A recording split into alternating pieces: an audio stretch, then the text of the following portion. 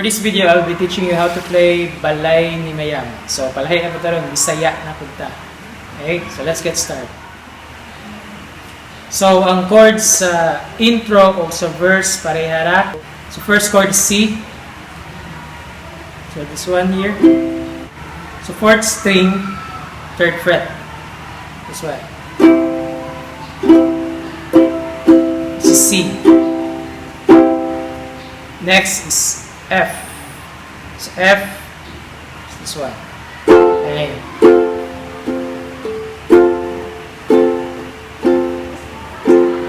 So C pwede kaning tudlo imong gamiton, pero ganahan ko kaning pinky it's because kung kaning pinky ang gamiton, inibali lang sa chords from C to F, dali na kayo pagaling. So C and F. C.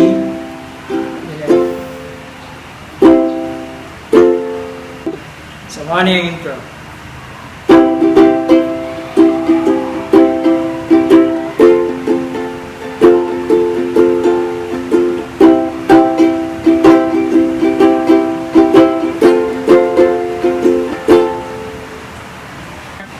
So, sa intro part, pwede ning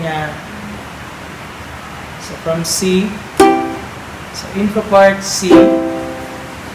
Then, F. So, magpabili na ng pinky sa fourth string, third fret, then F. So, F siya pero nasa pinky ang is string. Okay, so C. Then F.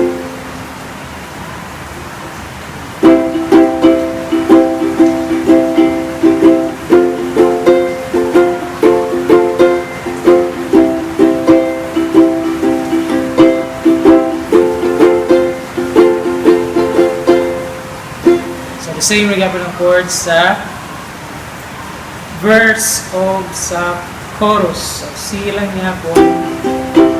O, F. Then sa bridge part, so instead of C, C, F. So instead of C, ito nang iisa no, A minor. So A minor is middle finger, second fret, fourth, first string, so G string, then F, then F, A minor, F, after anong F, sa last part sa bridge is F minor. So, F minor, pwede nimukan ni F minor. Kaning. So, ang tudlo nimo first string, first fret, kaning middle finger, third string, first fret, and pinky, fourth string, third fret. So, F minor. So, pwede po kanimo gamitin.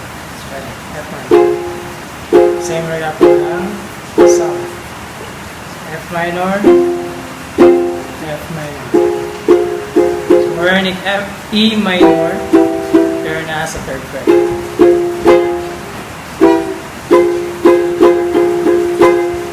So, bridge.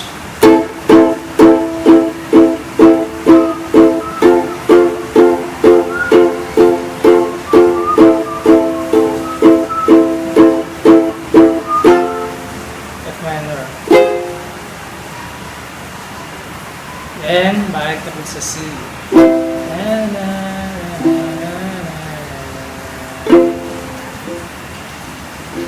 So, that's the whole song. So, intro, C, and F. Same verse and chorus, C, and F. Then, last part, the bridge part, we're going to have A minor, O. Then, last part is F minor. So I hope this video helped you, and thank you for watching.